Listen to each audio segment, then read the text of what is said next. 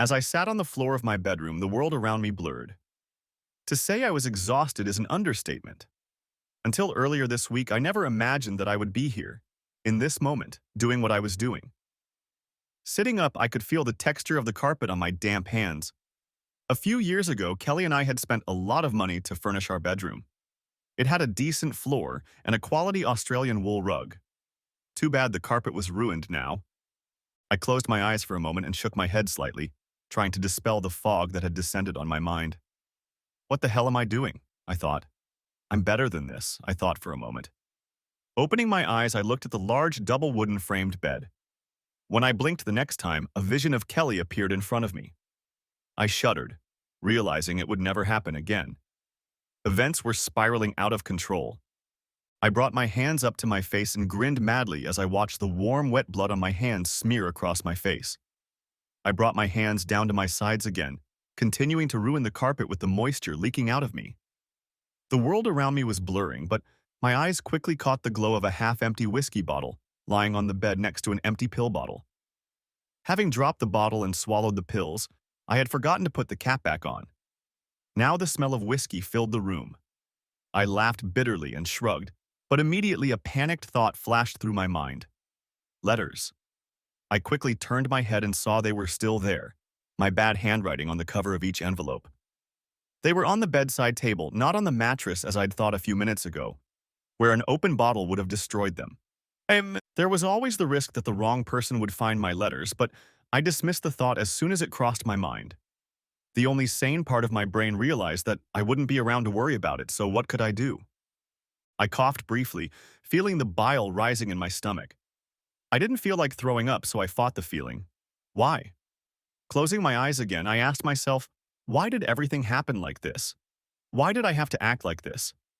Sure, there were people I would miss, though I don't think they would miss me. Of course, my daughter would hate me for this behavior, but I figured she already hated me, having dismissed me with disgust last week, and in turn, I couldn't take it anymore. I didn't want this pain anymore. Even now, as the vital fluids circulating in our bodies continued to drain out of me, ruining the carpet, the pain and suffering still remained. The man I was a week ago would have flogged me for something like this the following week. The person I was then wouldn't have gone to such lengths, but I wasn't that person anymore. I was broken, unwanted, despised, and saw no other option but to give them everything they wanted. I closed my eyes and grimaced again at the pain in my wrists, but thanks to the pills and whiskey it was dull, rather than sharp, debilitating. As I sank into eternal sleep, my life didn't flash before my eyes, and there were no light tunnels or staircases colored an alarming red in the darkness. I was somewhat surprised. I must have expected something. No, it was wrong, because I knew I was moments away from the end. I felt a sense of dread. The struggle of my synapses trying to put together coherent thoughts was coming to an end. My brain was trying to hold on to life, even though I could no longer stop the inevitable march towards doom. I felt stupid now. I wanted to survive. With my last effort to come to terms with my stupidity, I tried to move, but felt myself falling to the floor without strength as the blackness finally engulfed me. A week earlier, I had laughed happily as I circled my daughter Grace around our suburban home in the center of Perth, Australia. She was 19 and her boyfriend John had proposed to her last night. Of course, I knew it was going to happen. He sought me out and asked me privately if I would give my blessing. I said yes, without reservation. Grace and John had been dating since 8th grade in middle school, and I could count on the fingers of one hand the number of times they hadn't been together on one weekend or another since they started dating. Grace told my wife, Kelly, and me about the proposal. John sent her on a treasure hunt, took her all over town, and then brought her under a tree in Kings Park where he proposed. I hugged her and spun her around like she was 5 years old when they told us the next day in the kitchen. I was so happy for them. Even though they were young, I knew their love was strong. I believe that if there was a young couple in our time who had the courage to do it, I believe these two could do it.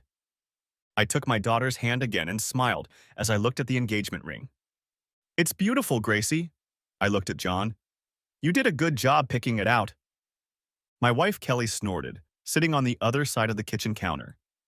In her 42 years, Kelly was still a beautiful woman in my eyes. She was a deep brunette with brown hair, brown eyes, and a tanned complexion that many women dream of. We all turned to watch as she snorted in response to my compliment. "You should thank me," my wife said, raising her wine glass. "You may be blessed, but I was the one who helped John choose him." I was shocked and noticed that John was blushing brightly. "Mom, that was inappropriate," Grace said, and then turned to her fiancé. "It's okay, baby, I like it. And I know you've made the final choice." Nothing more was said, but I have to admit I felt a little awkward about Kelly's comment. In all our years together, I had never once seen my wife say something so disrespectful and out of character as to embarrass everyone in the room. But upon reflection, it's safe to say that Kelly had been acting a little strange over the past few months. I couldn't pinpoint anything at the time, but there were little things, comments, and behaviors that didn't sound like the natural, loving woman I knew that seeped into the woman who had just embarrassed us. Dinner was festive, and we continued to toast and celebrate the engagement. Finally, Grace and John headed out after a dessert of apple crumble and vanilla custard that I had made the day before. They had a small one-bedroom apartment that they rented with our help while they went to school and pursued their careers. I didn't say anything that night when Kelly and I went to bed, but I have to admit that that inappropriate comment never left my mind. Sunday morning, Kelly and I woke up slowly, not really thinking much about the day before. We got down to business and then suddenly shifted our gaze to her as she just walked off to the bathroom, leaving me there unfinished. I was stunned. "Kelly?" I said. "What's wrong?" She replied in a slightly annoyed voice from the bathroom. "Is there anything for me?" I asked. It took a minute before I heard the reply, "I'm already getting cleaned up." It took me about half an hour to gather my thoughts. So shocked was I. I took a shower, and when I walked into the kitchen, Kelly was gone. She had just left a note saying she was leaving. Suddenly, I was angry. In all the years I had known Kelly, she had never been as disrespectful to me as she had been this morning. I had no idea what was going on with my wife. I made myself some coffee and kept coming back to the same thought, is she really cheating on me? I was finishing my coffee pondering that question when I got a call from Roger, one of my closest friends. "Yo, Bart, what's up?" he chirped. I answered the call with nothing more than a casual greeting. "Bart, buddy. What's up? Is something wrong?" Roger said. I spent the next 10 minutes explaining my thoughts to Roger. Roger laughed at me. "Buddy, if she's cheating on you, there's not much you can do. Divorce is 50-50 and she's out of work, so she'll take you to the cleaners," he said. "That won't help," I replied, a little pissed off at his attitude. "I wasn't. I was trying to be realistic," said a very unsympathetic Roger. "Look, why don't we sit down and talk about this tomorrow at work? We're supposed to have a report on the Pembroke project. We can talk things over afterward." "Sounds good," I replied, without much enthusiasm. Roger was not only a good friend of mine, but we also worked for the same company. I was the senior engineer and he was the program manager. Over the years, we developed a good team. I created the solutions and he managed the funds and schedule. Somehow, I made it through Sunday. Kelly came home, but it was almost midnight when she got into bed. She didn't say anything, even though she knew I was awake. The next day, Kelly tried to be nice. "It's not going to happen, Kelly," I said, getting out of bed. "Are you going to say no?" she replied, looking at me incredulously. I stared at her and then started to put on my suit for the day. "I won't touch you after your disrespect to me last weekend. I swear, if you cheat on me." I blushed, not knowing how to finish the thought. "You'll do the same thing Bartholomew the other did. There's not a damn thing you can do." When she said my full name, a slight chuckle appeared on her face. It softened a little, but it didn't disappear completely. "Look, go back to bed. I need a release, and I'm sure you can do it too." She tried to talk me into it. I shook my head. Who the hell was this woman? "No, you can't, Kelly. I don't think you realize the absolute contempt you're showing me." "Well, screw you," she said. I shook my head and left the room. For the first time in 21 years of marriage, I was disgusted with my wife. That morning at the office, I was on edge. My assistant Myra looked at me worriedly. "Bart, are you all right? You look out of sorts," she said with concern on her forehead. Myra Brown has been my assistant at work for 10 years. She likes to say she was hired out of charity when she tells me about it. When Myra joined the company, her boyfriend bullied her. After the breakup, when Myra had to leave home, she showed up for her interview with a black eye, desperate to get a job as a secretary. Except for the bruise at the interview, which quickly went away, Myra was well suited for the job. She dressed conservatively overall, but it was hard to hide the fact that she looked amazing. Myra was very smart, easily understood almost everything we did, was witty as all around. The owner of the firm hired her but assigned her to me, deciding that Myra didn't have the brains to keep up with me when I was doing projects. I respected Myra also because she genuinely cared about everyone around her and had an absolute moral code. She treated you friendly until you crossed her, then you were dead to her. People were removed from the company because they crossed her or thought she was just a stupid pretty girl. And then they found out that her anger was not to be trifled with. I looked at Myra, deciding what to say about the situation with Kelly. Finally, I sighed and told her the truth. Myra frowned for a few moments after starting the story, but by the end of it, an angry blush ran down her neck. After the story, I hung my head, somewhat depressed that my wife might be cheating on me. I don't know what to do, Myra. If she's cheating on me, I didn't expect it, I said sadly. Suddenly, I felt Myra's hand on my shoulder. In all our years together, I could count the amount of physical contact we had had on the fingers of both hands. I lifted my head and looked into the compassion-filled eyes. Well, Myra said, you need to get through the Pembroke meeting first. I got the schedule a few minutes ago and there are questions about the pipes and concrete used in construction. I felt myself going back to that moment. What? Why is this the first time I'm hearing about this? Roger didn't tell me anything, I replied. My mind started spinning with thoughts of the structures, the architectural plans, and the amount of money I had planned. Myra looked concerned. I'm not sure why nothing was said, Bart. I just read the agenda, and it's raising concerns. Moments later, before we had time to think about it, Roger peeked into my office. You ready, buddy? He asked, looking at me with a smile on his face. Roger, what's the problem with the pipes and concrete on the Pembroke project? I asked quietly, trying to prepare myself for the upcoming meeting. He waved the question away. Don't worry, we'll get it straightened out right away. Roger, you know I like to know these things before I meet with a client, I said. It's all right, buddy. We'll get it straightened out. Roger said this in a rather dismissive tone. The meeting was an ambush. We walked in. The owners of Pembroke's were already there. I'd met them several times and they were always friendly. However, when I explained how our business was going, they frowned, and their looks grew darker and darker as I spoke. Said, what about the concrete and pipe overruns in the Northeast? Peter, the majority owner and CEO, asked. I looked at Roger. He shrugged, saying nothing. Everyone was looking at me. I'll have to check because I haven't heard anything about overspending. However, based on last week's figures, everything was within normal limits. Peter frowned. That can't be right. Explain to me why I signed the bidding reports for the last 3 months totaling over $200,000 for extra concrete and pipe? Peter said, looking at me. I stared at him, not knowing what to answer. I looked at Roger again. His face was unreadable, but he pulled out a folder and stood up. Right. Gentlemen, if you'll let us take a look at this, I'm sure we can figure it out. He looked at me. Bart, let's go outside for a minute and figure this out. I followed Roger across the hall to another room where our boss Clarence was waiting. So what did they say? Clarence asked as we sat down. Roger jumped up before I could say anything. He handed the folder to Clarence. They asked about the missing materials as we suspected, Roger replied. Clarence looked at me, and for the first time in all the years I'd worked for him, I saw anger in his eyes directed at me. What are you saying, Bartholomew? The older man almost hissed at me. I was shocked by the intensity of his tone and the hostile look he threw at me. I don't know what to say, sir. I was reported to you last week that everything was on track, no additional materials were required, and I have no idea about those signed statements. I certainly didn't approve them, I replied to my obviously angry superior, feeling the situation getting out of hand. He looked at me critically and opened the folder Roger handed him. So this is the story you're sticking to? Clarence asked sharply. Sir? I asked. Then I looked at Roger. He had a serious look on his face. Bartholomew, I have here the requisites for $206,000. I have a problem with the fact that payments were made to a bank account that happens to be in your name.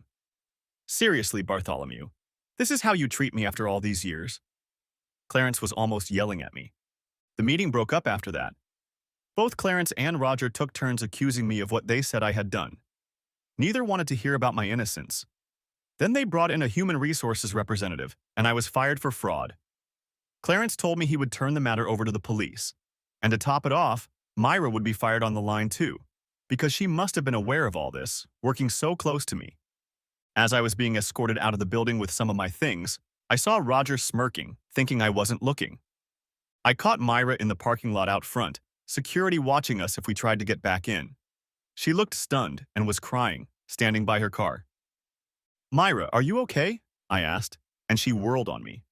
"You bastard Bartholomew, $200,000 of fraud. How could you? I trusted you and you took my job away from me." The distraught and devastated woman screamed at me. "Myra, it wasn't me," I pleaded. "It wasn't you?" She paused, a smirk appearing on her face. "Before they pushed me out the door, Roger showed me the signed statements. I saw your signature and I know it. How could you?" She looked at me again. I noticed the hatred in her eyes, directed solely at me. She didn't want to hear that I had nothing to do with it. And I guess that heartwarming story about Kelly was also a lie when I said she was cheating on you. Seriously, you think I don't notice the way you look at me when you think I'm not? Once again, the look of pure, unadorned anger at the woman I'd worked with for 10 years caught me off guard. "I hate you," she spat out. "You destroyed any chance I had of getting a new job. I can't believe I had the misfortune to feel sorry for you. You lie, cheat, and steal, and then you still dare to ask how I feel. Back off, Bart." In all the years we'd been together, I'd never once heard her swear. Hearing her words again, I was shocked, but before I could say or do anything, she slapped me hard. "You've ruined my career. I can't get a recommendation, and worse, I'm tainted by your cheating. I hope it was all worth it, asshole." I stood stunned, my cheek aching from her rather forceful slap. Myra stared at me for another moment before getting into her car and driving away without another word. Not knowing what else to do, I drove home and parked in the driveway. Inside, Kelly was waiting for me. So the cheating husband comes home with his tail between his legs. Pathetic. She spat. I didn't pay attention to it at the time, but in the days that followed, I noticed that Kelly's voice sounded happy. Not upset or concerned, but exactly happy. What the hell was going on? "Kelly, I didn't do any of this. I don't know what's going on," I said, stunned, confused and feeling like I was about to break. She grinned. "What difference does it make, Bart? I'm telling you this now to get off your ass." Such a contemptuous look I'd never seen before. Well, unless you counted Myra's look a little earlier. There was a knock on the door. "It's for you," she said, still growling at me. Without hesitation, I opened the door, and a guy in a suit appeared in front of me. "Mr. Bartholomew." "Other?" he asked. I nodded. "You've been served." He handed me a thick envelope and walked away. I looked into the envelope and pulled out a divorce petition. "Kelly, divorce?" Feeling my world crumbling more and more, Kelly felt the misery building up in me and laughed at my pain. "You're such an ignorant chump, aren't you? But of course it's a divorce. In case you haven't noticed, I've been seeing the same man for the last 6 months. He goes places you don't go. He's interesting. And of course he has a decent amount of money." She looked at me like something you could scrape off a shoe. "As for you, you no longer have a job, no family, no friends. And let's not forget that by the end of the month, you'll probably be in jail for fraud." She cast a brief glance at me, and there was a sadistic look of pleasure in her eyes. I had noticed that look more and more often over the past few months. I didn't understand why I was only seeing it now. "You're pathetic, Bart. My new man isn't as rich, but he's doing things to me that you've never done." "So you admit you're a whore and a cheat?" I said, anger creeping into my voice. "So yesterday and today you just enjoyed yourself and didn't care about me?" Kelly laughed. "Yeah, it was all just for me. I deserved all of it. Haven't you noticed that everything has always been just for me?" She looked at me, and for a moment I thought there was a flicker of sadness in her eyes. "We did have a lot of good years together." The look passed and the bitchiness reappeared. "But you're done with Bart, and I'm moving on." Kelly leaned closer to me as my world continued to crumble. "Look, Bart, make it easy for me. I'm asking for the house and most of the property because you'll be in jail, so sign the papers. I'll be generous to you and give you a week to pack up your stuff and move out, but by next week, move out of this house or I'll add a restraining order to everything else." So you're staying with your lover? I asked, feeling the gravity of what was happening. Betrayal at my former job and now also from my wife. She laughed again. Of course, his apartment is much smaller, so we'll rent it once you're in jail. But don't you dare harass me or I'll call the police and have you arrested for harassment. You're already in jail. Don't make it worse. I pulled up a chair and sat down, shocked and rejected. Kelly took a few steps toward me. Then she noticed the glowing red handprint Myra had left here earlier. She looked at my red cheek and smiled. Well, at least that slut got let go too. Go die in a hole, Bartholomew. And with those words, Kelly left. I did nothing for the rest of the day, not even a drink. The next day, I didn't know what to do either. I was waiting for something. I tried calling Grace, but the phone kept going to voicemail. After about the 20th ring, she picked up. What do you need? Came my daughter's harsh voice. Grace, I started to say. Leave it alone, Daddy. Grace interrupted me. Her tone was harsh, almost sarcastic. Mom told me about your cheating, about your lying, about you having an affair with your assistant. Seriously, cheating on Mom and stealing $200,000. You've ruined a lot of people's lives, and I can tell you that I've never been so disappointed in anyone in my life. I didn't know what to say back. For a moment, nothing happened between us. But just as I was about to catch my breath and start defending myself, Grace interrupted me again. Look, I'll be blunt, Grace stated hotly over the phone. John and I want nothing to do with you. They said on the news last night that the police were looking into you. And then Mom called and told me everything. Go to jail, Dad. Do your time and stay away from us. I'm ashamed to say this, but if you're not in jail when we get married, don't come. I don't want a man next to me on my happiest day who can destroy our family like this. I'll find someone else to walk me down the aisle. I didn't answer anything, tears rolling down my face. Dad, are you listening to me? Do you realize how badly you've messed this up? I didn't answer anything, but she heard my sobs. Goodbye, Daddy. From now on, you are dead to me. Don't ever try to contact me again, and I mean never. Without another word, she hung up the phone. With those words, I fell to the floor and cried.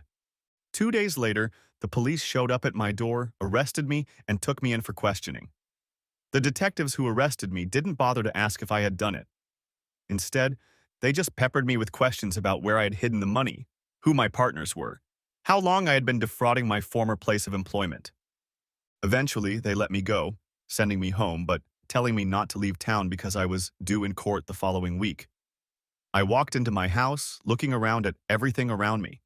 The pictures of Kelly, Grace, and me on the walls, the pictures we had bought, the trophies Grace had brought home over the years for her athletic accomplishments in high school. So many memories and good times now seemed empty and meaningless. The past week passed like a blur. In the back of my mind, I knew I was missing something in this whole situation. I knew I wasn't connecting the obvious dots, but other than the certainty of my innocence, I had no clue. My wife left me. My daughter disowned me. I was fired from my job. My assistant blamed me. Even a close friend treated me like crap and didn't bother to follow up with me. The few calls I answered were answered by now ex-friends telling me of their disappointment in me.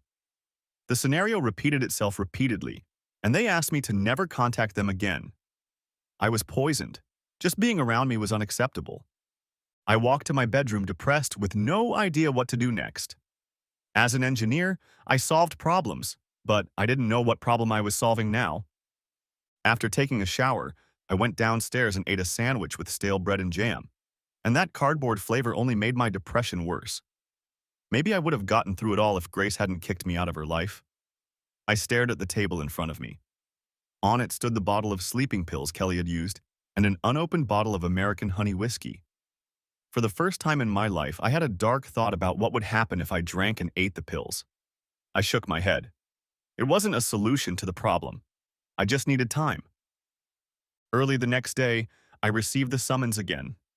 This time, it forbade me from coming within 100 yards of Kelly, Grace, John, or Roger, and I was to leave the house the following Monday. Despite my growing sense of helplessness, it caught my eye that the ban included Roger, which was odd. Why Roger exactly? Something clicked. I sent him a text message without thinking about anything, gripped by rage and what felt like an open wound in my soul. You goddamn bastard, this is all your fault. I'm going to beat the shit out of you calling yourself a friend. I'm going to find you and destroy you. I heard nothing in response, but half an hour later, the same two detectives who had arrested me again came in and reprimanded me for violating the restraining order by contacting Roger. They were not interested in my explanation. They didn't want to hear my story. They just wanted me in jail because in their minds I was a bad guy. They knew I had to be out of the house by Sunday, and they said I would be arraigned on Monday. They said a car with a detective would be parked across the street and would follow me for the next 24 hours, and I was urged not to leave the house and just pack my things. Back at the house, after a more than disappointing farewell to the two jerk cops, I was tempted to open a bottle of whiskey. 3 shots in 10 minutes, and I drowned my sorrow. I pulled out 3 pieces of paper, deciding to write a note to Kelly, Grace, and Myra. To Kelly, I wrote that I was disappointed in her. I wrote what a traitorous whore she had been, and that I hoped that when she died she would burn long and hard in the pits of hell for what she had done to me. I cursed her with every vicious word I could think of, and then I spit on the paper, folded it up, and put it in an envelope. To Grace, I wrote my sadness and disappointment that she didn't even ask if I had done what I was accused of. I told her I never did any of the things I was accused of. I never cheated on her mother, and she cheated on me.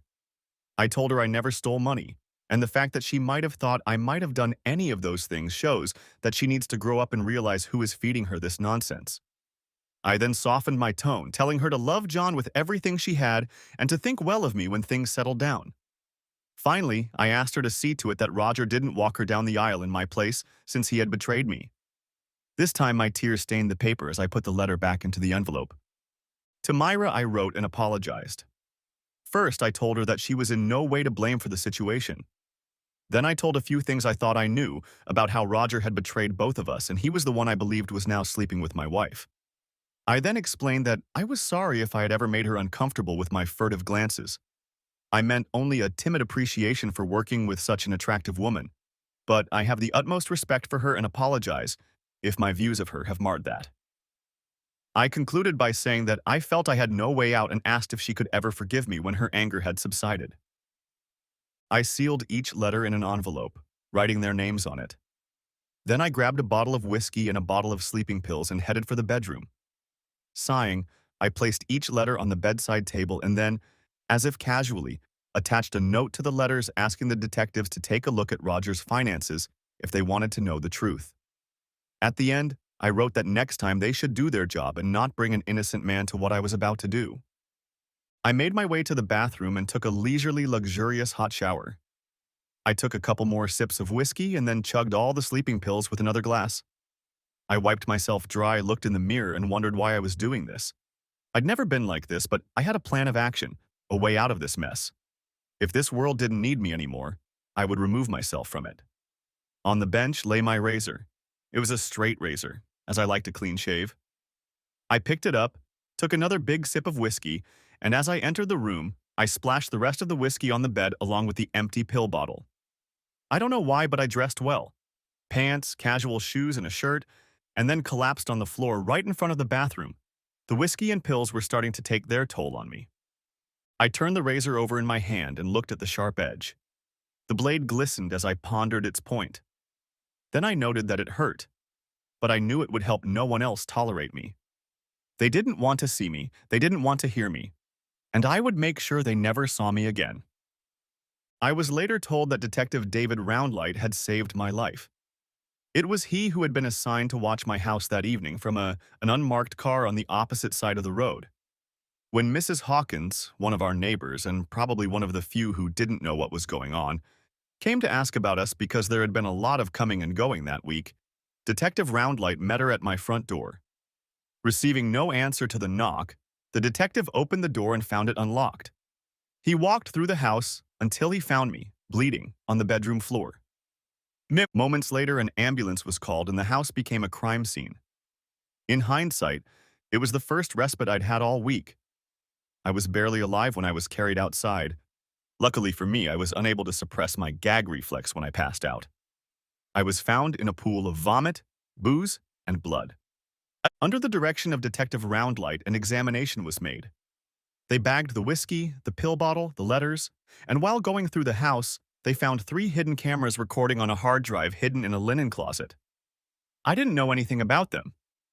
I lay unconscious for 3 days, and when I woke up, I was surprised to find I was alive. Where am I? I asked the pretty nurse in a squeaky voice. You are in a private clinic in Hollywood, she calmly replied, then put her finger to her lips. Shh, shh, she said quietly. Your friend has been up all night and is just now falling asleep. Friend? I raised an eyebrow weakly. I don't have any friends. They've all abandoned me? This one hasn't, she said, turning my head and finding a very disheveled Myra, napping awkwardly in one of those big faux leather chairs you often find in the hospital. Myra, I said quietly, relieved to see her. Upon uttering her name, she awoke from her slumber. However, as soon as she noticed that I had opened my eyes, she was at my side, her hand sliding into mine. Bart, what the hell do you think you're doing? She barked, but her hand held mine very gently, and there were tears in her eyes, threatening to spill over. Though her bloodshot eyes said she'd been crying a lot lately, I turned away from her. I thought it would be better this way, I began, shame rolling over me in waves. She snorted. You think ending your life was the only way to save yourself, Bartholomew Other? I've known you for over a decade. I've never known you to give up so easily. What were you thinking? She repeated her question. For several minutes we said nothing, just the hum of the cars as she waited for my answer. Myra, I'm so sorry. Everything. I mean everything. When Kelly, then you, then Grace, I couldn't take it. I never did any of it. No one even asked. I felt like I was backed into a corner. My wife told me to die. My daughter said I was dead to her. My friend betrayed me, and I hurt and disappointed you. I wasn't thinking. I got drunk, and in a weak moment, I did what seemed reasonable to me at the time. I shouldn't be here, I said sadly. She nodded, then crouched carefully on the edge of the bed. I'm sorry too, Bart, she said quietly, her own tears threatening to start. I was angry and upset. I didn't stop for a second to think you were innocent. I was wrong. It's okay, Myra. She pulled me to her. No, it's not, Bart. The fact that you're here and the fact that you feel like I'm one of the ones who made you. I don't know if I can forgive myself. This time she started to cry. It's okay, Myra, it's okay. I closed my eyes from exhaustion. For the next few minutes, we were silent. However, Myra didn't let go of my hand. Finally, the doctor disturbed us before we could think of what to say. He smiled, looking over my chart as I opened my eyes. Well, Mr. Other, it's good to see you awake. How are you feeling? I shrugged. Alive. Didn't expect to be. He frowned. Myra did too. Well, we'll see if we can keep you that way, he said, downplaying the significance of my unhealthy comment. He spent the next few minutes examining me. Myra stood back and watched as he untangled my wrists, checking the stitches. Myra sighed as she saw the wounds. He then measured my blood pressure and adjusted the IV in my arm slightly. We're injecting you mostly with saline, the doctor explained. When you were admitted to the hospital, you required 2 blood transfusions since you lost a lot of blood. Saline will help your body produce the blood you need and also provide you with moisture. You will have to eat less for a few days. I'm afraid we had to flush your stomach when you arrived to make sure there were no more pills in it. This is not a very pleasant experience. As a result, you'll probably feel a painful itch that you won't be able to scratch, but you'll be fine. And finally, there is a detective who wanted to meet you when you woke up. He came here several times. Miss Brown talked to him. He finished, nodding toward Myra. I lowered my gaze to the bed as he finished and repeated the warning for me to keep lying down and not move. He put the bandages back on my wrists, leaving Myra and I alone. I couldn't look at her. So, I assume you're here because of my letter, I asked. She shook her head. I haven't seen the letter yet, though Detective Roundlight told me about it. Tears threatened to break free. My cousin works here in administration and found your name on the ICU list. He called me and told me you were brought here after a suicide attempt. Myra said the last word in almost a whisper. I still couldn't look at her, feeling only shame. Myra shuddered but continued. I wasn't feeling well anymore, Bart. I was still so angry after I left, but I suspected you had nothing to do with the fraud. I had been your assistant for years. If anyone knew you were capable of such a thing as trying to steal money, it was me. But I should have stopped for a moment, no matter how angry I was. If I had stopped, I would have realized that you had been set up. When my cousin Morris called me and said, I don't know what's wrong with you. I mean, he told me you were here. I knew. I just knew you didn't do those awful things. I'm so sorry, Bart. So very, very, very, very, very, very, very, very deeply and sincerely sorry. Myra sobbed, dropping her head to my chest. I could feel her tears soaking the hospital gown. I heard her whisper that she was so sorry she almost lost her best friend. After a few minutes, she stood up and timidly wiped her face. This time, when she tried to pull her hand away from mine to wipe her eyes, I held her back and didn't let go. Then she took another tissue with her free hand, gently wiped the tears from my eyes, and we smiled symbolically at each other. Myra took a deep breath. When I thought about it further, I couldn't understand how you could do something like that. You always loved your job. But when Roger showed me the signed documents, I was so angry with you. She felt me tense up at Roger's name and then tried to look away. It was him, wasn't it? Roger set you up, didn't he? She asked quietly. I nodded. I think so. I can't prove it, but it all adds up. The fact that he didn't tell us about the overspending, the fact that he turned out to have signed documents I've never seen, it all adds up. I also think he's the one having an affair with Kelly. I paused, my eyes closed, Myra's hand still in mine. I'm sorry too, Myra. I never thought Roger or Kelly could involve you in hurting me. But there's nothing I can do. All the evidence is against me. I can't prove my innocence. That's why I did what I did. I fell silent, and nothing was said for a while until a new, unfamiliar voice entered the conversation. Well, I know you can't. They've done a good job of setting you up, forging your signature and making it look like you're a criminal mastermind. But criminals who get away with hundreds of thousands of dollars don't act like you do. The guy who entered the room was a large, very trim man. He looked like he'd played rugby and held himself with a confidence that I thought I once had. Mr. Other, I'm Detective David Roundlight. It was I, along with your neighbor, Mrs. Hawkins, who found you. I'm glad to see you're feeling better. I shrugged. I'm sorry, Detective, but I'm sure you'll be able to arrest me in a few days when I'm released, I replied bitterly. I felt Myra squeeze my hand tighter. About that, Detective Roundlight said. Myra and I looked at him. He lifted his hand and ran it through his hair. I've been assigned your case, I'm looking into it, and some things don't add up. Would you be willing to be interviewed again? I think so, yes. After all, I have nothing else to lose, right? I replied to the police detective. What about hiring him a lawyer? Myra asked suddenly. Shouldn't he have a lawyer? The detective sighed. Yes, he could have a lawyer. We don't have to say anything until it's brought up. But yes, he probably needs a lawyer. Myra nodded. She turned to me. Bart, I'll take care of it. She left, letting go of my hand for only the second time since I woke up. As she left the room, dialing a phone number, the detective and I stared after her. She may have been mad at me for what I'd done, but she was still a walking wet dream, and both of us red-blooded men knew it. She likes you, Detective Roundlight said. I laughed. She's been working for me for 10 years now. We've both had a pretty bad week, so she's got me a little patronized right now. I think it's more than that. Off the record, I've read your letters and talked to her. She'd be a little devil for your wife if she ever ended up in the same room with her.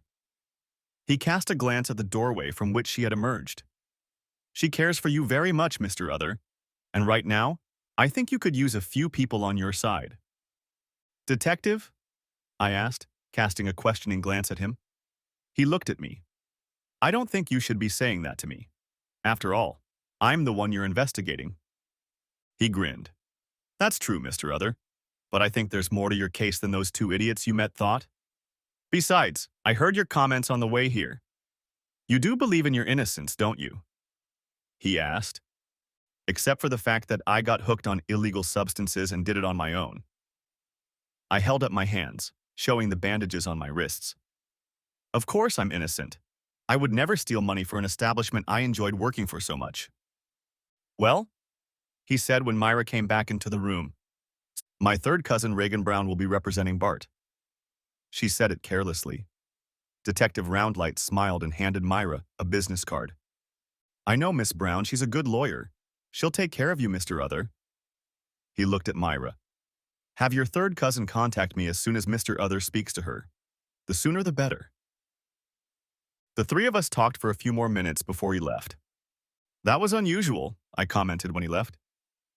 Yeah, usually the police aren't as friendly or on your side. Myra agreed. We sat for a couple more awkward minutes and I started a new topic. Who's looking after Tilly if you were here?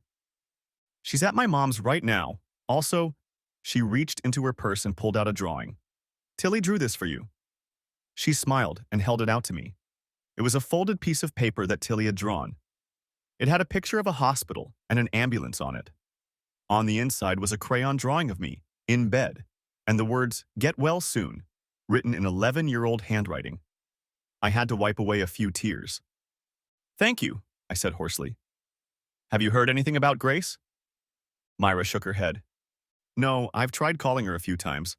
I left a few messages, but nothing, she said sadly. We talked in silence for about 45 minutes before Myra's third cousin, Reagan, showed up. After introductions, Myra withdrew and left me with Reagan. Like Myra, Reagan was a beautiful woman. She had sandy brown hair, not platinum blonde like Myra, but seeing them together, you could tell they were related. She likes you, always has, Reagan said at one point in our conversation. Just like when Detective Roundlight had said that to me earlier, I snorted. She knows and has been working for me for years, I replied. This time it was Reagan who snorted. Men show that they know. I laughed. I think I have an ex-wife that proves I'm not good at anything, I replied, without humor in my laughter. She smiled sadly. Don't worry about it. I got the initial information and talked to Detective Roundlight on the way here. Oddly enough, he's on your side. I also have a few theories about what's going on with you, so now that we've talked, leave it to me. Your only crime is that you loved and trusted someone you probably shouldn't have. Reagan threw me a pitying look as she examined my bandages. I'm sorry, Bart. I've heard a lot about you over the years from Myra. She has a lot of respect for you. And from what I know of the past week, she's more upset about the way she treated you than she is about losing her job. She cares about you a lot. I started to formulate a question, but she held up her hand. Don't worry, Bart, Reagan told me. I'll be representing your interests at your former job about your unfair dismissal. If I turn out to be right, a lot of dominoes will fall very quickly. But as for you right now, in addition to reinstatement, I need the divorce papers filed by your soon-to-be ex-wife. Since I'm representing you, what do you need? My face darkened. I want as much as I can get, I said very quietly. Reagan didn't catch the underlying anger in my tone. Kelly and Roger hung me out to dry and quite possibly got away with hanging most of the firm's money on me. I give you every right to rain absolute and total destruction on them. She laughed, then winked. Take no prisoners and don't worry about the body count. Got it? I liked my new lawyer. Reagan spent a little more time with me. She asked more questions about what preceded my case of self-mutilation, as she called it, and then said goodbye, letting me know it was okay.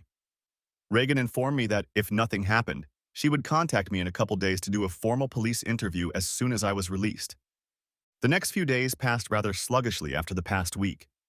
I just laid in a hospital bed with doctors and nurses checking on me every few hours. I didn't have a cell phone. It was still in the house, so I couldn't call anyone, nor did I think anyone would want to talk to me. But when Myra came over the next day, she brought me an old paperback book, Endymion by Dan Simmons. I laughed when she held it out to me. It was a book I had read years ago, and it was a great read. As Myra handed me the book, I wondered what she was doing here as she sat down in the chair next to my bed and pulled out her Pride and Prejudice book. Silly man, I'm here to look after you, she replied, shaking her head but smiling. We chatted and talked about what had happened to us during the day. With the doctor's permission at lunchtime, she went and bought me roast beef and gravy and chips, and herself a chicken wrap. Despite the aching pain in my wrists, I was starting to feel like myself again. Myra was gone after lunch, but she came in mid-afternoon, just as the doctors were taking the IV out of my arm and informing me that I would be discharged tomorrow morning if my blood tests came back clean. I looked at Myra. I don't know where to go. I don't have a phone or wallet to get a hotel room. I know I can't go home. Myra smiled. Speaking of home, Reagan got a court order to access some of your personal belongings. I managed to get your phone, wallet, a few changes of clothes, laptop, iPad, and shaving supplies. Myra, I said, stunned that she'd done that for me. Thank you. Now I can at least try to find a hotel. I looked at her, my only friend in the world. What's wrong? I asked, looking at her worried expression. She hesitated. You were right about Roger and Kelly. She paused again. When Reagan and the officer and I went to get your stuff, they were both there. It looks like they lived together and weren't expecting guests. I'm sorry, Bart, she said quietly. I sighed. It's all right, Myra. Well, no, it's not all right. But thank you for your candor. What happened when they saw you? She smiled again in answer to the question. First, they started yelling, telling me to get out, until the officer told them to back off or they'd be arrested for violating a court order. Then the officer let me go into your room to get your things, Myra cried. Bart, the stain, she said, pointing to a spot where my blood was probably still on the carpet. She took a deep breath. It's still there. If I hadn't been here with you since you walked in, I would have panicked. Don't you ever do anything like that again? I held up my hands. I promise, I replied. The next day, freshly washed and shaved at the hospital, Myra met me as I was being discharged and we walked outside together. She took my hand and led me to her car as we walked. We drove for a few minutes until we got to a condominium complex in the Kings Park neighborhood. Myra, what are we doing here? Can't I stay at your place? I asked, realizing where we were going. Of course you can, silly. You don't have to spend money on a hotel. You can stay in the guest room for a few days. Besides, Reagan is meeting us this afternoon. She's up to date on everything related to your case, so I don't think you'll want to miss it. Myra smiled at me. I had been to Myra's house several times over the years. It was a small 2-story house with 3 bedrooms, 2 bathrooms, a modest kitchen, and a modest living room. Since only Myra and Tilly lived in the house, with occasional visits from her mom, they were quite self-sufficient and fit in perfectly. Having worked with Myra for so long, I knew she only had a small mortgage left on the house. Despite her looks, Myra wasn't a party girl, and I know she was very fond of Tilly. She was where most of her money went. We took my suitcases into her house. Then she showed me the spare bedroom, bathroom, and everything else, until Reagan showed up. Reagan showed up about an hour later. She walked in, sat down at her desk, pulled several folders out of her bag with a business-like expression on her face. You, Bartholomew Other, are very, very lucky, she said seriously. I sighed. Your wife and your best friend almost tricked you into leaving with everything. Now I have to inform you that your bank accounts have been frozen. This includes your savings accounts and the account that received the missing money. That account was fraudulently opened in your name. Myra and I looked at each other. Reagan continued. Apparently, over the past few months, your so-called friend Roger has learned how to forge your signature, and a couple months ago, he and your wife went to a local bank and opened an account in your name. I was able to get a videotape proving it was them. I also filed a motion to suspend their passports and started suing them for fraud and mental abuse. They are in big trouble, my attorney informed Myra and I with a smile. I've also started legal proceedings with your former work over the unfair dismissal of both of you, and I think it will be all right by the end of the week. I've spoken to Detective Roundlight and we'll go in for a formal interview with him tomorrow morning. She looked at me. It will be routine. Just follow my instructions and everything will be fine. I expect your wife and friend to be arrested very soon. Over the next hour, the 3 of us discussed the details and signed a number of documents. Reagan knew that all charges against me would be dropped the next day. When she left, I spent a few minutes unpacking my clothes in my room and laying out my toiletries in the bathroom. Myra and I spent the afternoon discussing what we thought would happen next.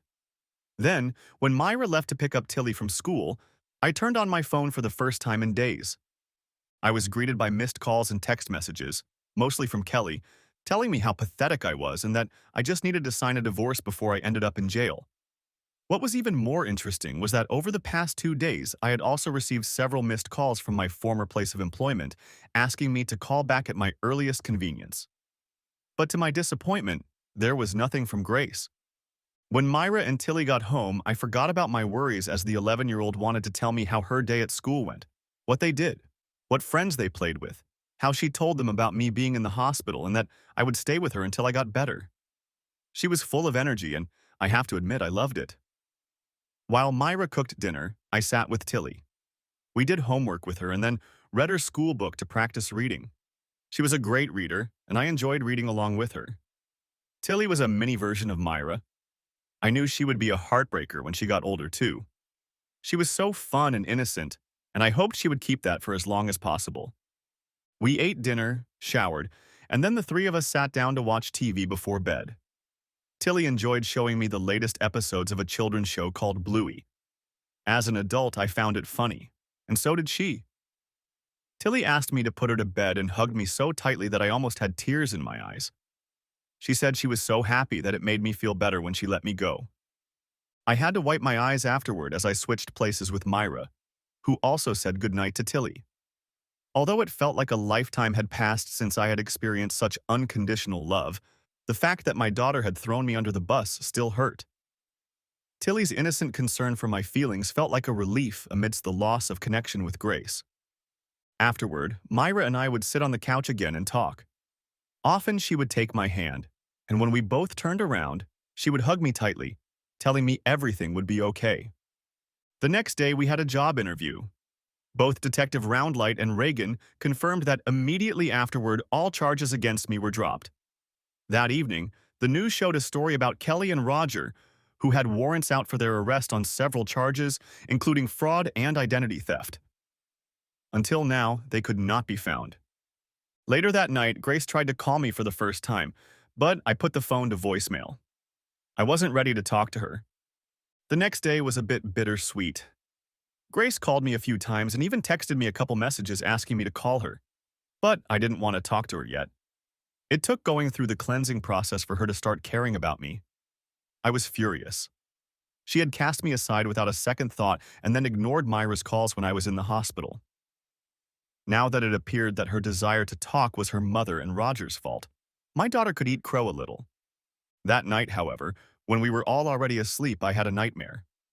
I was at home, having just shaved with a razor, as Kelly and Roger came into the room and started having fun on the bed. Then Myra, Grace, and John stood in the doorway and teased me, and I lay there dying, unable to do anything. I woke up sweating like a pig and screaming at the top of my lungs. Before I realized what was happening, Myra was already standing next to me, wide-eyed and worried. Even Tilly was standing in the doorway with tears on her face. I put my head in my hands and sobbed. "I'm so sorry, I can't." I finally started to calm down, and they both climbed onto the bed with me. Myra climbed on top of me and stayed on one side, while Tilly snuggled on the other. I felt Myra put her arms around me. "It's all right, Uncle Bart," Tilly said. "You had a bad dream. That happens sometimes. Mom and I are going to stay with you. Go to sleep." I tried to go back to sleep, but I couldn't. After a while, I felt Tilly fall asleep. Her small hand lay on my stomach, but I could feel Myra looking at me.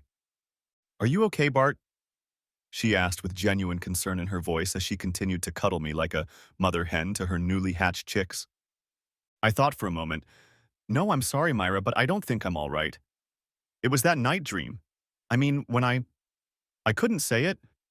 I think Myra realized what I was going to say because she leaned over and kissed my cheek, and then I felt her nuzzle into my neck. "What are we going to do, Bart?" she cried softly. "It's not fair. You don't deserve this." She cried, pain and resentment toward me in her voice. "Shh," I told her in turn, wrapping my arm around her and pulling her to me, trying not to wake Tilly, who was snoring softly at my side. "We'll figure it out. It'll be okay." In that moment, I felt like I had found myself again, if that makes sense. Myra's pain and worry brought me back to myself for the first time since that night. I hugged Myra and Tilly until the sun came up and a new day dawned. The next morning we had breakfast, after which Myra took Tilly to school. I used this time to start looking for a counselor. I needed help. By the time Myra returned, I had already made several phone calls explaining that I needed help. Myra gave me the biggest smile and then smiled much more seriously. "Bart, is there something we can talk about?" she said, leading me over to the couch, and we both sat down. I looked at her, then nodded, thinking I knew what she wanted to talk about. "It's okay, Myra," I said. "I realized last night was scary. With Tilly here, it's not good. If I wake up screaming, I'll find another place." Her eyes widened. She quickly put her hands on mine, and a panicked expression flashed across her face. "No, Bart, that's not what I wanted to talk to you about," she said, then took a deep breath. "Actually, it's quite the opposite, Bart. I don't know how to say this, but I just need to—" I looked at Myra. The expression on her face was painfully beautiful, but perplexed. "Bart, I'm in love with you," muttered Myra suddenly. "Talk about shock when you get information you weren't expecting." "I beg your pardon?" I said like a stupid dummy. "I said I'm in love with you, and I have been for a long time." She repeated it more modestly this time and blushed slightly. I leaned back in my chair and she smiled meekly at me, searching my face for her thoughts. "I'm sorry, Bart, but I can't hold back any longer," Myra said, mulling over her words. "When I found out you were in the hospital, I went crazy. I couldn't get there fast enough. I felt so guilty that I yelled at you, told myself I wouldn't tell you anything about how I really felt. But you almost died. Your wife and best friend just lied to you. And when you were discharged, you came here. And I figured I didn't need to say anything because you were here with me and Tilly. I thought you'd figure it out sooner or later." "But Myra, why? Why are you telling me what led up to this?" I asked. She laughed softly, but I could hear the sadness in her laughter. You, you silly little lump. It happened last night. You were hurt. It broke my heart to see you like that, but I was there for you and you fell asleep in my arms. I'd like to think that I was able to ease your burden. I was hurting for you, but I can't. Bart, I don't want to hold it in anymore." Myra's eyes moved quickly to mine. "As to why it was always you, haven't you ever noticed that I don't go on dates?" she said, tilting her head to the side. "Yes," I replied, tilting my head slightly to one side as a question mark. "But I always thought it was because of Tilly," I said. "That's partly true," said Myra hesitantly. "But Bart, it's just that I've never been able to find anyone who could match you." I tilted my head the other way, questioning. Myra smiled. "Listen," she said. "From the moment I started working with you, you've never treated me differently from anyone else. On the contrary, you took the time to explain everything. You were kind to everyone, helping people learn from their mistakes. Whenever you met Tilly, you were friendly and made her feel special, like helping her with her homework or reading with her. She has never met her father. However, she sees you as a father figure. Look how she clung to you last night because she knew you were hurting." "But Myra," I stared at her. She raised her hand, interrupting me. "Seven. When everything came crashing down on us last week, you didn't try to take it out on us. You didn't scream and yell. You didn't treat me cruelly when I threw a tantrum or when I slapped you." Myra blushed. "You are an amazing man, Bartholomew the other. I love you for that and for so many other reasons. And if Kelly turns out to be stupid enough to throw you away, I'll raise you so that in a month you won't even remember that bitch's name." She walked over and kissed me. It was as if time had stopped. "Will you take me, Bart? Will you make me your woman?" Myra asked. I had just been proposed to by one of the most beautiful women I had ever met. If I was honest with myself, I would admit that I had fantasized about her in the past. But things were happening fast. I knew that nothing would ever happen between Kelly and me again. And the fact that Myra had a crush on me was important, because it made me feel like I wasn't such a loser, but I was afraid it might also backfire. I think Myra understood my inner turmoil, but she didn't say anything, stood up, took my hand, and led us towards her bedroom. Finally, once in the bedroom, we got down to business. After that, we fell asleep. In my sleep, I had a dream similar to the previous one. While Kelly and Roger were having fun on the bed, I began to get desperate again. Suddenly, Myra entered the room, ran her hands over my wrists, healing the wounds, and then flew out of the room, away from the scene of anxiety and sadness. We awoke to the ringing of the alarm clock. I shuddered and sweated but didn't scream. As we dressed, I told her about the dream. A concerned expression appeared on Myra's face, and she took me with her when she picked Tilly up from school. A few more weeks passed. However, both Roger and Kelly were arrested and taken into custody. They found out that the police wanted to question them after the charges against me were dropped.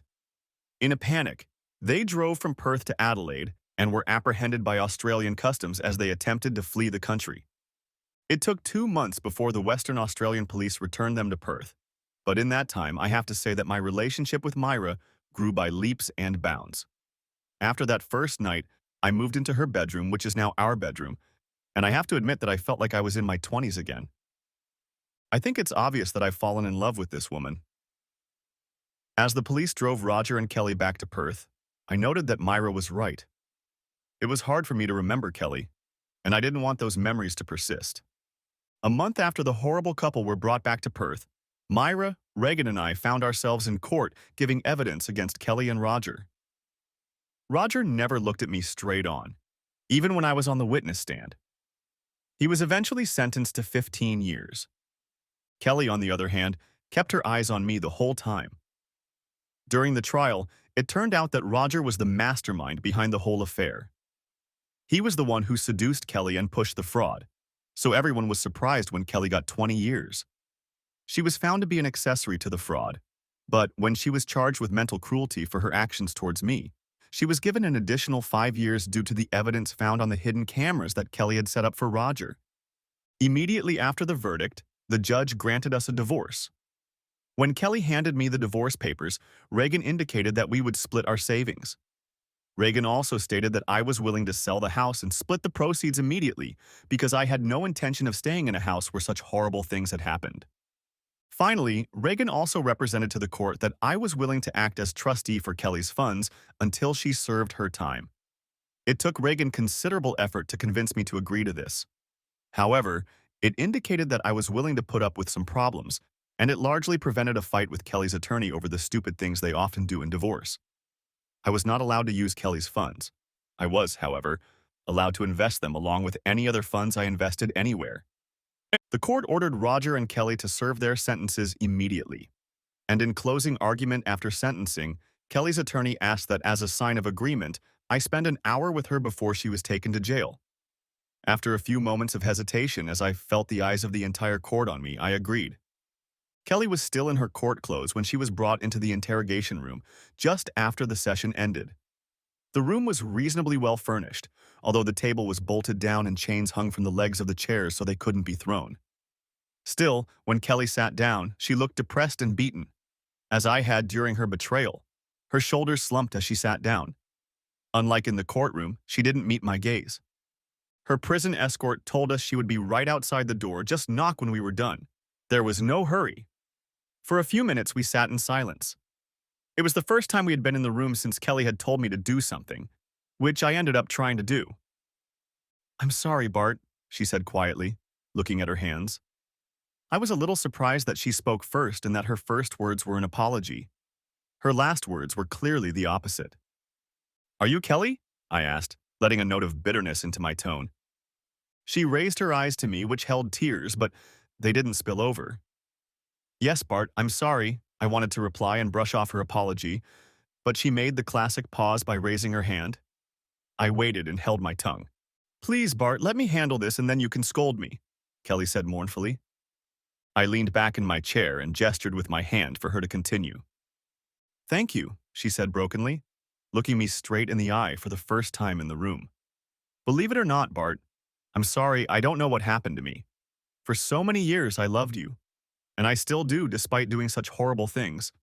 But the worst part is that I knew how much you loved me. You were the perfect husband and lover, but I woke up one day feeling, I don't know, loss." She took her gaze away from me and back to her hands, then continued talking.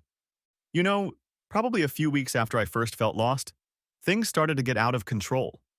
I started getting mad at you because you still loved me even though I didn't feel it.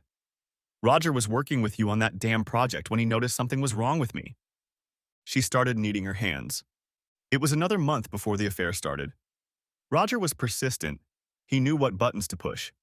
I still loved you, but he knew how to play on my insecurities and get me into bed. After that, he used my guilt to put his plan into action. See, I don't think you ever knew, but Roger was always jealous of your ability to lead. He always felt like second fiddle to you, and it annoyed him. He got the idea of getting a client to pay a lot of money for something that never existed and pretend you stole it from the company. To my shame, we both conspired against you by setting things in motion. We opened a new bank account in your name and worked to bring about your destruction step by step. We both knew you were loved and trusted without question, and by the time the dust settled, Roger had decided that with you in jail, his money, our savings, and the money we stole, we could settle in another country, and if they ever found out, we would be out of reach," Kelly explained, shaking her head in bewilderment at her own words. "Meanwhile," I said, trying to hide the anger in my voice, "none of you cared that you systematically destroyed me in the process." She nodded sadly. "Yes, I didn't want to at first, but Roger was relentless. He broke me down piece by piece until I was ready, even if I hesitated. For the plan to succeed, you had to be so broken that you didn't doubt anything. You almost succeeded, I said, interrupting him. If it hadn't been for Detective Roundlight and Myra, you might well have gotten away with it. We were silent for a while. Then Kelly asked quietly, "Can I see them?" I realized what she meant and slowly placed my hands on the table with palms up. Kelly gasped, and her tears flowed as she looked at my scars. She started to reach for them, but then pulled her hands away. Outwardly, I sat impassive. However, inside, I was fighting a whole spectrum of emotions from rage to shame running through my head. I was annoyed that she still had a shred of love left in her, even after everything this woman had put me through. But I hated to admit it. Apparently, I couldn't hide my emotions because Kelly looked up at me and tensed. "I'm sorry, Bart. I'm really, really sorry. I'm ashamed that I pushed you into trying to kill yourself. I, I, she paused. I'm going to get 20 years without appeal. I deserve it after what I did to you." I nodded, glad she'd do time without further question. She looked up at me again. "Bart?" I looked at Kelly. "Just so you know, you've never been a bad lover. You're amazing compared to Roger, who thought he was amazing but was almost useless in bed. It all came down to him, and he never took the time to pleasure me like you did. I have no excuses for what I did to you that morning. I was wrong." We were silent for a moment. "So you and Myra?" she asked questioningly. "Yes," I said a little hesitantly. She smiled weakly.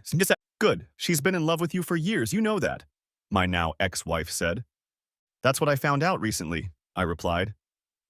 I was surprised at the passion and pain in her voice when she said the following. "May she love you, Bart. May she heal the pain I have caused you." Large tears rolled from her eyes, but she continued to look at me.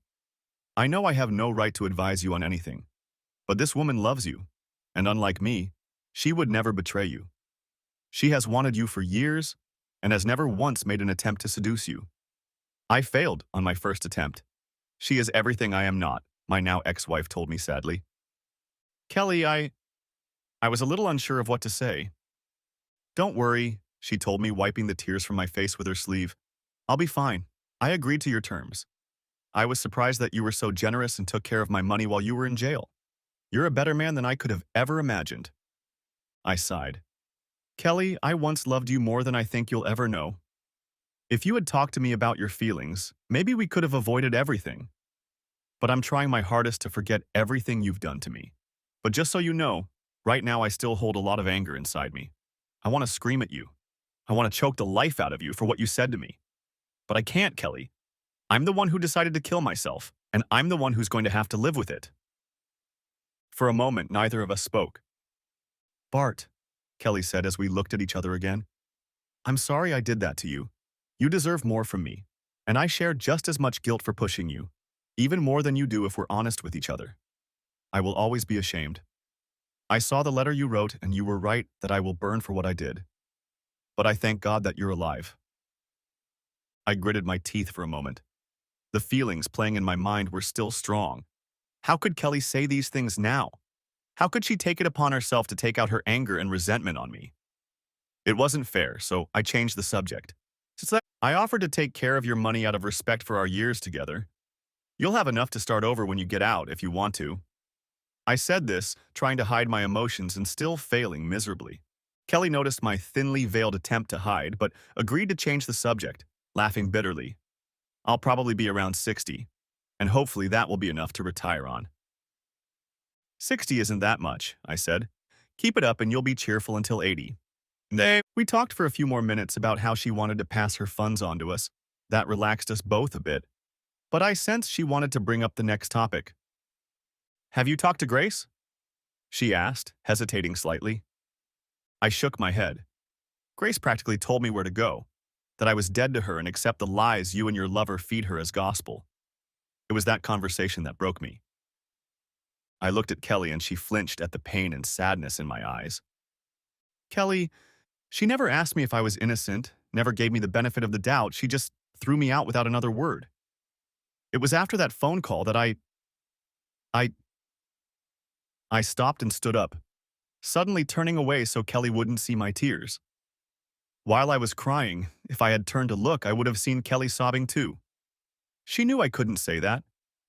Turning my back to Kelly, I continued. When I was in the hospital, Myra tried to contact her, but nothing. Then, as Kelly did, I wiped my face with my sleeve and turned around, sitting back down while Kelly tried to wipe the tears from her face. I'm sorry, Bart, Kelly wrinkled her nose. Roger and I have organized a lot of things. To my eternal shame, we planned for Grace to turn on you. I nodded. Kelly saw the flash of anger in my eyes, recognized her actions, and hung her head in shame. I was about to reprimand her for ruining my relationship with my daughter, but she already knew she had. Kelly had just openly admitted it. If it makes you feel any better, Kelly said sorrowfully. Grace cut me out of her life too. I haven't been scolded this much since I was a kid, but I know I deserved it, and more. Bart, Kelly said suddenly, and the sadness from her voice was gone, replaced by something more insistent.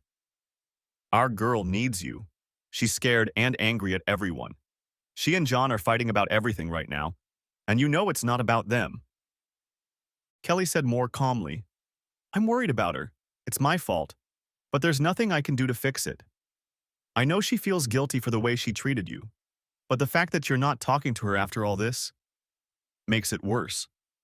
Kelly hesitated for a moment. Bart, I know I have no right to ask you to do anything. Kelly paused and looked at me again as she continued to knead her hands. But can't you find the strength to forgive Grace? Our daughter needs at least one parent. I realize now that even if I hadn't been locked up for long, the guilt of what I did to you, as well as turning Grace against you, would have eaten me alive for the next few years, and she would have hated me in the end anyway, Kelly snorted. It's better that way. It's better that you're the one to take her away. If you were dead, I don't know what she'd do. Please, Bart, for that matter, take care of our daughter, my now ex-wife begged me. Kelly, I sighed and wondered what to say. What you are asking is very hard. You hurt me deeply, but you were my wife, not my blood. When Grace told me she wanted nothing more to do with me, that I was dead to her the day after you told me to go die, it hurt more than what you did to me. I want to go back to her. But the pain, Kelly, the pain of what my family did, what our daughter did, I don't know how to deal with it. Kelly nodded. I understand, she said sadly, knowing I was trying. But I still had a lot to work through. She understood the pain of rejection. She was going through it herself right now.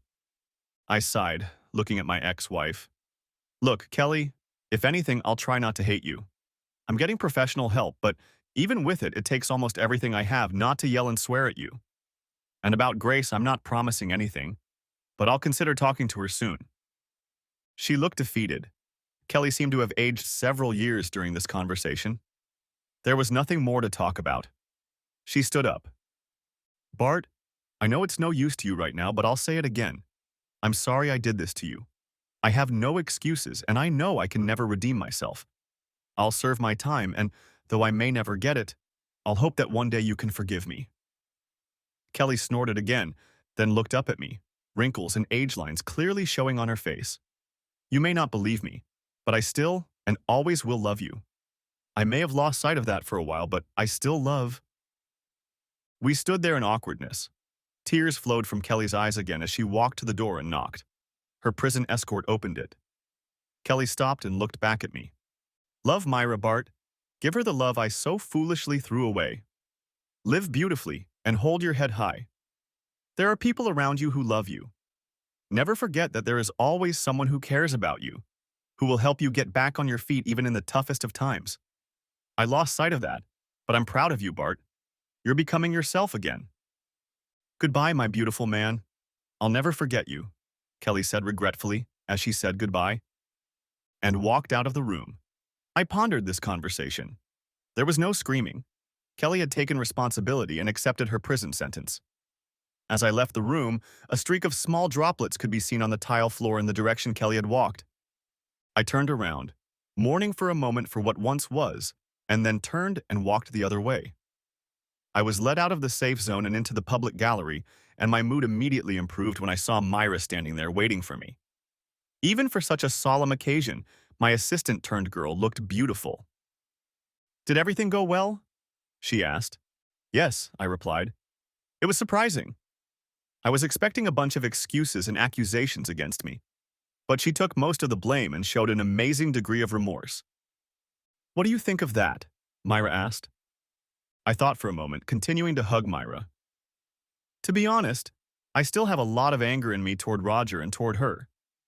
But unlike Roger, I also feel sorry for her. She knows she ruined everything in her life and now she's paying for it. Apparently Grace has cut Kelly out of her life too for what she did. Myra nodded. For a moment she hesitated. About that, she looked at me. John and Grace are here. While you were with Kelly, John came up to me and said they would be at the cafe across the street for the next few hours if you wanted to talk. He knows how upset you are. Apparently they had a big fight over the way Grace treated you, but she's desperate to see you. I took a deep breath and looked at my lover.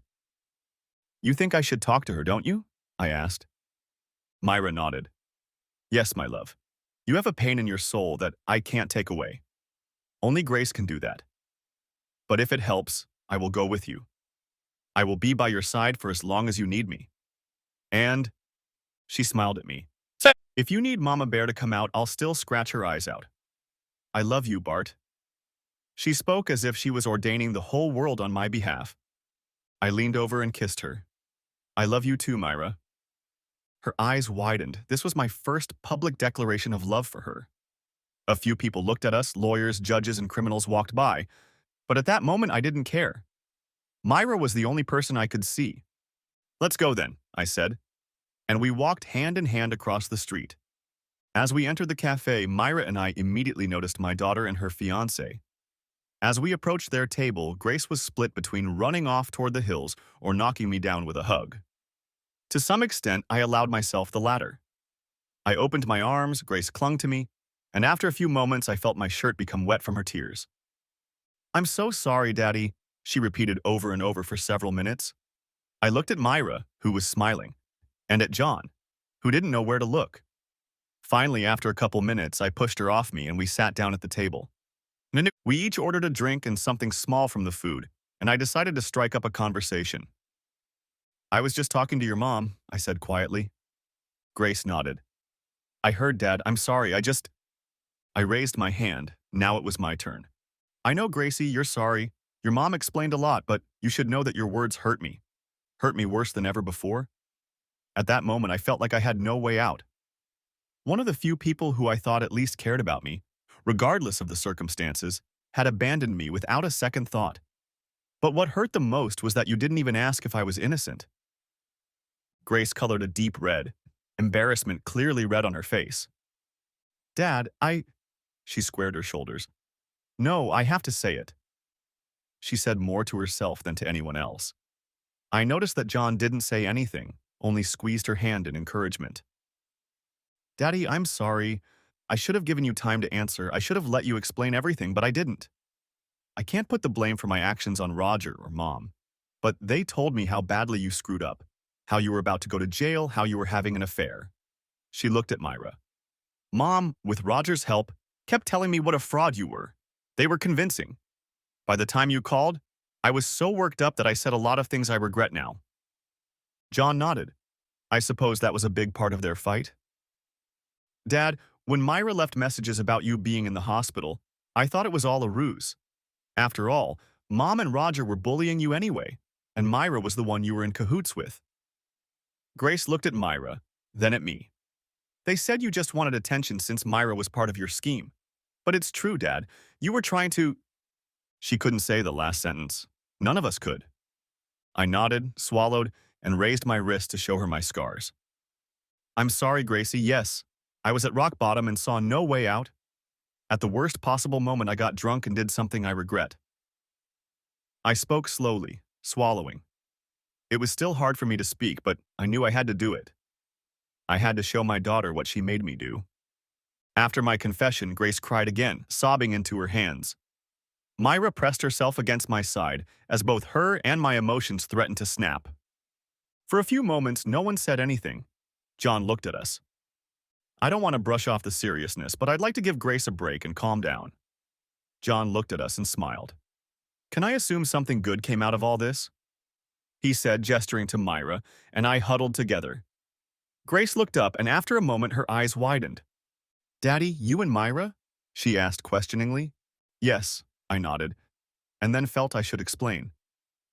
"But it wasn't an affair like Mom told you. I never cheated on your mom. When I woke up in the hospital, Myra refused to leave me. You don't know this, but Myra also believed for a while what Roger and your mom were doing. We made up and I found out how much that woman loved me." Myra blushed, but wrapped her arms around my waist and then reached up and kissed me on the lips. John smiled, and Grace looked at us wide-eyed, and then seemed to find herself. "Thank you," she turned to Myra. "Thank you for taking my dad and being there for him when I had a serious case of bad breath." Myra laughed, and that diffused the tense situation somewhat. For the next few hours we talked. Sometimes we discussed our ordeal from an individual perspective, sometimes from a group perspective. At one point, I even had Grace switch seats with Myra so my daughter could give me a hug. I would love to say that meeting healed all the wounds between us, but it took several months before we felt open enough to talk to each other without feeling like we were walking on eggshells. Grace and I worked at it, gradually rebuilding our father-daughter relationship. Grace even went to counseling with me a few times. My counselor helped us work through some gaps and issues, such as trust, that we had never been able to resolve after our first meeting at the coffee shop. One of the challenging sessions focused on how I asked Grace not to cut her mother out of her life. Sure, Kelly was a manipulative and conniving bitch, but she was paying the price and was still her mother. She agreed to go and meet with her on the condition that I go with her the first time. It was a difficult meeting. We didn't talk about it much as there were many hard feelings between the three of us, but Grace made an effort, and the next week, Kelly wrote me a letter thanking me for convincing her. 6 months later, when things had settled down, I asked Myra to marry me. I proposed during a family dinner. Tilly and Grace supported me and said it was long overdue. John shook my hand and told me to take care of her. I laughed and he smiled, repeating the same phrase I had said to him. Shortly afterward, Grace and John bound themselves in marriage.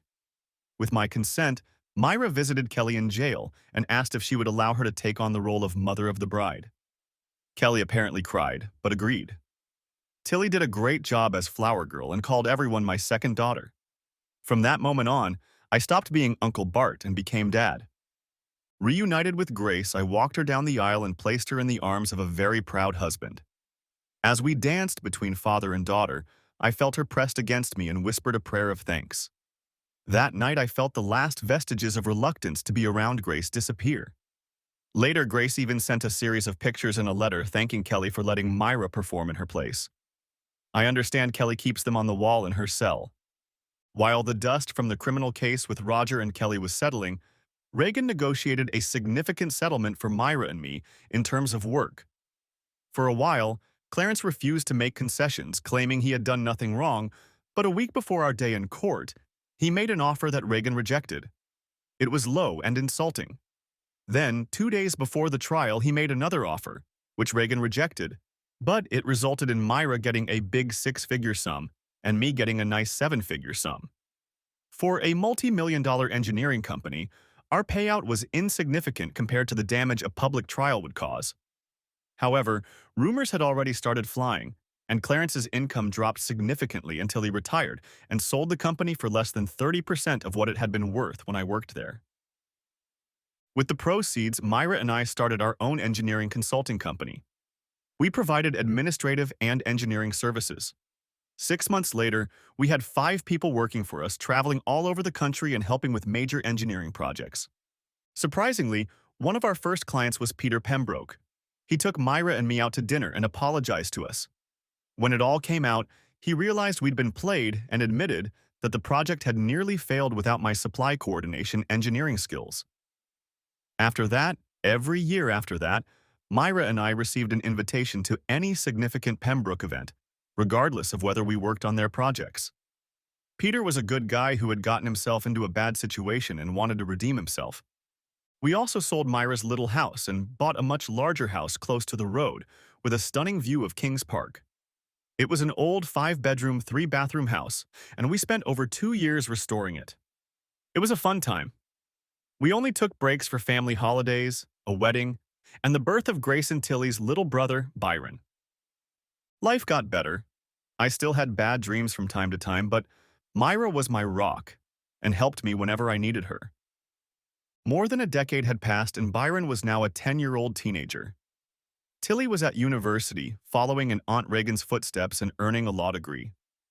And so, one lazy Saturday afternoon, Grace and John were sitting with us on the front terrace of our house overlooking Kings Park. Byron playing Xbox with my 7-year-old grandson Bruce, and they were trying to ignore my 5-year-old granddaughter Hope when Grace started talking about her mother. "Daddy, I got a letter from Mommy this week," she said nonchalantly but carefully. Kelly wasn't a taboo subject in our house, but everyone behaved cautiously at the mention of her. Over the years, I received several letters from Kelly and even visited her a few times.